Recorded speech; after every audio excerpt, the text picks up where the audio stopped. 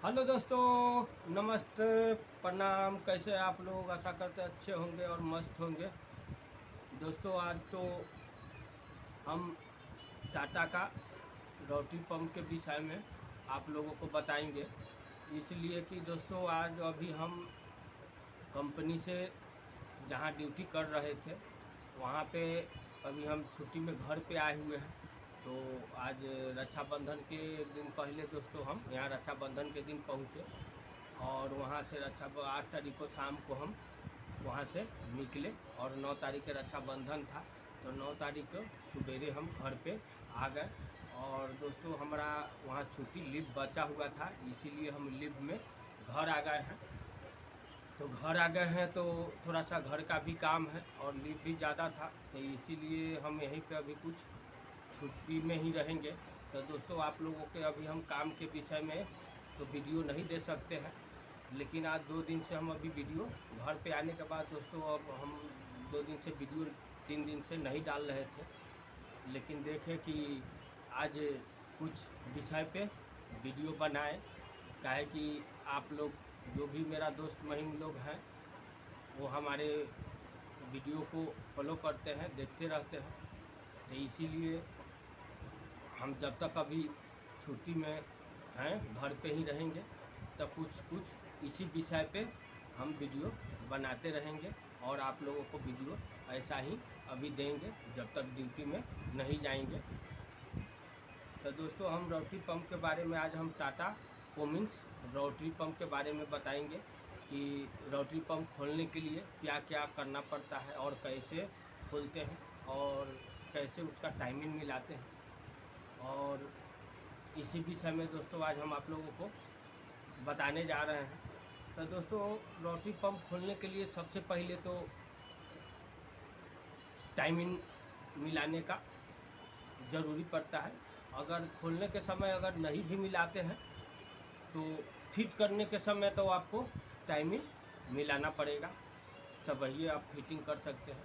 तब बहुत ऐसा होता है कि जैसे कि हम लोग अगर ज़्यादा जल्दीबाजी है तो ऐसे भी बिना मिलाए हुए अगर किसी से भी खुलवा दिए, तब बाद में हम लोग अपना टाइमिंग सेट करके और पंप फिटिंग कर लेते हैं। अगर अगर पहले सेट कर लेते हैं तो जिस समय फिटिंग करेंगे उस समय भी हम लोग को एक बार चेक करना पड़ता है। हो सकता है कि कहीं इंजन घूम गया हो या कोई घुमा दिया हो, चाहे बहुत अच्छी नहीं, कोई किसी को मालूम नहीं होता है तो एक बार जाके सेल्फ लगा दिया, या गाड़ी गियर में है थोड़ा घूम गया, मतलब धुल गया, या किसी तरह बहुत ऐसा प्रॉब्लम कभी कभी ऐसा हो जाता है कि इंजन घूम गया रहता है। तो आपको मतलब तो रोटरी पंप में तो उतना दिक्कत नहीं है, लेकिन लाइन पंप में दिक्कत है। इसलिए कि लाइन पंप में चाबी नहीं होता है और रोटरी पंप में शाफ्ट में चाबी होता है। तो रोटरी पंप हम जब डालेंगे चाबी तो क्या है, वो अपना जगह पे ही जाएगा, लेकिन थोड़ा मोड़ा आपको अगर टाइमिंग लॉकिंग रहेगा, जो टाइमिंग लॉक करने का जो एक इतना छोटा सा फाइबर का प्लास्टिक का वो होता है जो केम शाफ्ट के पिनियन में जाके लॉकिंग होता है। तो ये रोटरी पंप को मान के चलिए अगर घूमियो गया तो कोई फ़र्क नहीं पड़ने वाला है। काहे कि जहाँ पे अगर तो उससे क्या होगा, आपको अगर जहाँ अगर टाइमिंग पे नहीं है तो फिट करने के लिए आपको जैसे कि हम लोग लॉकिंग पंप को भी लॉकिंग शाफ्ट को लॉक करके ही जैसे डालते हैं पंप, अगर नहीं और इस तरह अगर है, अगर जैसे टाइमिंग में नहीं है तो उसको लॉकिंग को जैसे कि शाफ्ट जो लॉकिंग करते हैं पंप का, वो अपना उस पोजीशन पे ही घुमा के वो लोग खोल दिए और घुमा के ही उस पोजीशन पे ले जाके आप डाल देंगे। तो थोड़ा मोड़ा सा के आपको एडवांस रिटायर का हल्का सा के फ़र्क पड़ेगा, ज़्यादा फर्क नहीं पड़ने वाला है, लेकिन गाड़ी चालू हो जाएगा। काहे कि आपका आउट में नहीं जा सकता है कभी भी। जब भी आपका वो जो फिटिंग होगा वो काहे कि उसमें जो है चाबी होता है और चाबी उसी जगह पे जाएगा कि जहाँ चाबी जाए। आपका गरारी में जो चाबी घाट होता है तो आउट में घुसाइएगा तो वो आपको गरारी में जाएगा ही नहीं। जो टाइमिंग पिनियन पंप का जो होता है वो आपको चाबी अगर है तो इधर उधर घुमा के अगर अगर पंप गरारी में डालते हैं तो क्या होगा कि आपका शाफ्ट में जो है वो गरारी में टाइमिंग पिनियन में जो पंप का पिनियन होता है उसमें जाएगा नहीं। और आपका ये जो होता है लाइन पंप जो होता है उसमें कोई शाफ्ट आपका चाबी शाफ्ट में नहीं होता है।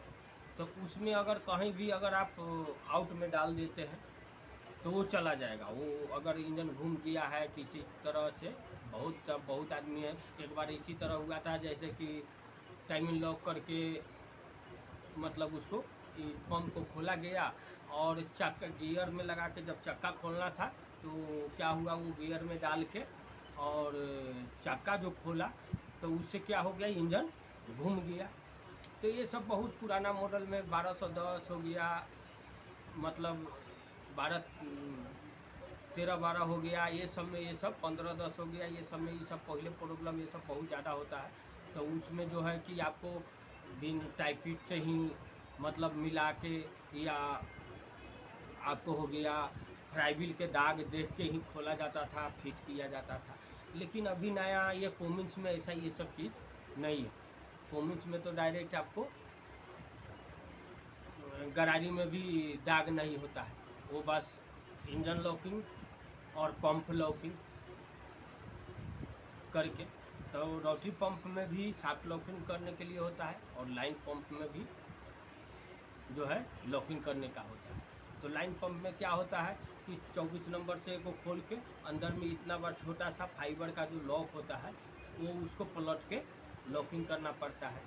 और रोटरी पंप में क्या होता है, एक आपको 10 नंबर से जो है उसको ढीला करना है, एक छोटा सा पत्ती होता है, वो पत्ती को हटा के उसको टाइट कर देंगे अपना टाइमिंग के दाग पे और उसको लॉकिंग कर देंगे तो वो लॉक हो गया, शाफ्ट आपका घूमेगा नहीं और डाल दिए।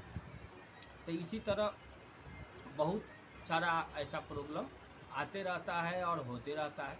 तो दोस्तों इसीलिए रोटरी पंप के बारे में हम आपको बता रहे हैं कि तो इंजन एक टाइमिंग लॉकिंग में आपका एक फाइबर का जो होता है तो इंजन घुमाने के बाद जो है आप एक जो लॉक जो है फाइबर का जो रहता है जहाँ लॉकिंग किया जाता है वहाँ पे एक फाइबर का ये होता है और थोड़ा सा मुट्ठी खिला हुआ रहता है उसमें, तो उसको हम पहले निकाल देते हैं और एक आदमी को बोलते हैं इंजन घुमाने के लिए। हम लोग और ही उसके अंदर में जो है वो पंप के नीचे ही होता है जो टाइमिंग के साथ के पिनियन में वो लॉकिंग होता है। तो इंजन घुमाते रहिए और ही डाल के देखते रखे रहिए, जब अपना जगह पोजीशन पे जब आएगा तो वो देखिएगा कि और ही घाट थोड़ा सा जो लॉकिंग करने के लिए जो जगह होता है वो अपने उस जगह पे आएगा तो गड्ढा औरी पे महसूस होगा। वहाँ पे आप देखिए बीच सेंटर पे अगर आ गया तो वो फाइबर के अंगूठा से लेकर दाब दीजिए, वो लॉक हो जाएगा। तो अगर ये लॉक हुआ कि नहीं आप थोड़ा सा ग्रीस लगा के भी चेक कर सकते हैं। हम लोग भी ऐसा करते हैं कि एक बार उसको देख लिए कि आ गया तो आपको वो अगर लॉकिंग हो गया तो पूरा अंदर चला जाएगा, अगर लॉकिंग नहीं हुआ तो वो थोड़ा सा इतना बाहर रह जाए।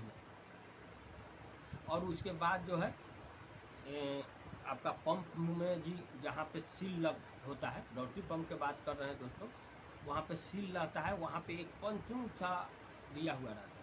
तो उसके सामने चाबी घाट जो है ले आकर और उसको पत्ती जो लॉकिंग जो पंप शाफ्ट का जो लॉकिंग करेंगे उसको पत्ती हटा के 10 नंबर उसको टाइट कर देंगे। वही जो सील के पास पोजीशन जो गोल जैसा होता है सील जहाँ पे लगता है उसी में एक आप गौर कीजिएगा कि साइड में एक थोड़ा सा पंचुम बॉडी में होता है, वहीं पे ले जाके उसको लॉक कर देते हैं, पत्ती निकाल के उसको टाइट कर देंगे, वो लॉक हो गया।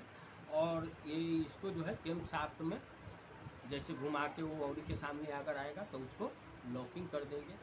और पंप जो है आप एकदम उससे क्या होगा आपका एकदम बीच में आपको जाएगा। जो 13 नंबर जो रोटरी पंप के जो 3 बोल्ट से 13 नंबर से टाइट करते हैं उसमें क्या होता है कि आपको एकदम बीच पोजीशन पे जाएगा। इधर भी आपका उसमें जब अगर टाइमिंग दोनों लॉक करके हम अगर डाल रहे हैं तो रिटायर करने का भी जगह थोड़ा सा बच जाता है, ज़्यादा नहीं, रोटरी पंप में ज़्यादा जगह नहीं होता है, लेकिन उतना से ही बहुत फ़र्क पड़ता है। तो आपका एडवांस भी करने का जगह रहेगा और रिटायर करने का भी जगह रहता है। तो वो अगर वैसा लॉकिंग करके अगर और डाल के उसके बाद डाल दीजिए। उसके बाद जो है आप 22 नंबर नट को जो है इधर पंप का जो साफ का गरारी जो टाइट होता है, तो एक 22 नंबर का वाशर रहता है उसमें, और 22 नंबर नट को उसको फुल टाइट खींच के मार देंगे। उसके बाद उधर से कैप लगा देंगे। बाकी नोजल पाइप, आपको डीजल का मेन लाइन, ये सब कंप्लीट करके वायर, एक रोटरी पंप में एक वायर भी लगता है जो आपको इलेक्ट्रिक उसमें दिया जाता है। एक इलेक्ट्रिक स्विच भी होता है उसमें जो वो बंद करने के लिए काम देता है, और डीजल लाइन खुलने के लिए काम, वो डीजल लाइन उसी से खुलता है। वो जब करेंट जाएगा तब ये डीजल लाइन वो खुलेगा और उसके बाद ही चालू होगा। अगर करंट नहीं जाएगा तो वो आपको चालू नहीं हो सकता है। जब तक करंट उसमें जाएगा उसके बाद वो क्या होता है, वो भाल का काम है कि करंट जाने के बाद जो है सोलोनाइट स्विच में जो भाल होता है वो भाल को ऊपर खींच लेता है, तो डीजल लाइन का सप्लाई चालू हो जाता है। और करंट जैसे ऑफ करते हैं तो वो भाल को वो गिर जाता है, तो वो डीजल लाइन को ब्लॉक कर देता है। तो इसलिए रोटर को डीजल देना बंद हो जाता है। तो आपको रोटर को जब डीजल देना बंद कर देगा तो रोटर ऐसे ही आपको नोजल को डीजल प्रेशर बना के आपको नहीं देगा, तो चालू नहीं होगा। तो इसलिए उसमें इलेक्ट्रिक का जाना बहुत ज़रूरी है। उसके बाद आपको नोजल पाइप ये सब लगा के एक सपोर्ट के लिए भी पीछे में प्लेट होता है, उस प्लेट को भी 10 नंबर बोल्ट से 2 में ब्लॉक में टाइट होता है, और एक जो बोल्ट जो है वो पंप के नीचे ही एक पत्ती होता है उससे टाइट होकर, कि मतलब पंप कभी उससे क्या होता है कि बोल्ट पे एक स्टड जो होता है पंप टाइट करने का उस पर लोड नहीं आएगा, इसके लिए वो होता है। और सपोर्ट भी देना बहुत ज़रूरी होता है। बहुत में होता है कभी आपका स्टड तोड़ देता है, तरीका सा थोड़ा सा अगर 13 नंबर वाला बोल्ट अगर पंप का बोल्ट ढील लूज हो जाएगा तो स्टड भी तोड़ देता है। तो फिर आपको पूरा टाइमिंग प्लेट खोलिए, स्टड चेंज कीजिए, फिर टाइमिंग मिलाइए, इसलिए उसको सपोर्ट भी देना बहुत ज़रूरी होता है। और उसमें जो होता है पीछे में रिटर्निंग भाल, रोटरी पंप के बारे में बता रहे हैं, 17 नंबर का रिटर्निंग भाल उसमें आता है। और उस रिटर्निंग भाल में दोस्तों देखिएगा एकदम सुई के तरह एकदम हल्का सा, मतलब रिटर्न देने के लिए हल्का सा उसमें डीजल लाइन का हॉल होता है, एकदम सुई के तरह, ज़्यादा बड़ा नहीं होता है उसमें, वही अगर रिटर्न देता है। और डीजल बढ़ाने के लिए पंप में 13 नंबर एक पीछे ही आपको जो सोलोनाइट स्विच हम बता रहे हैं जो पंप के ओकरे ऊपर में डीजल कम बेस करने के लिए भी उसमें होता है। वो क्या होता है, आपको 13 नंबर ढीला करके 6 नंबर से जो है उसको टाइट करेंगे तो डीजल बढ़ेगा, और उसको लूज करेंगे 6 नंबर से तो कम होगा डीजल, मतलब तो उससे डीजल बढ़ाने घटाने के, तो वो प्रदूषण धुआं ये सब देख के बाद जो है पोजीशन जैसा देखा जाता है पंप फिटिंग करने के बाद। लेकिन अगर पंप जब जहाँ से अगर बन के आता है और उसके बाद उसको हम लगाते हैं तो उसमें कोई ज़रूरत ऐसा नहीं पड़ता है, वो एकदम पंप वहाँ एकदम एक्यूरेट मिला के ही आता है।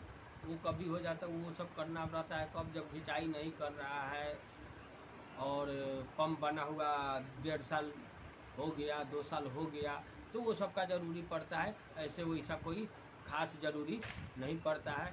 तो दोस्तों आज का ब्लॉग हम यही समाप्त करते हैं, फिर अगले दिन अगले ब्लॉग में मिलेंगे। नमस्ते, प्रणाम।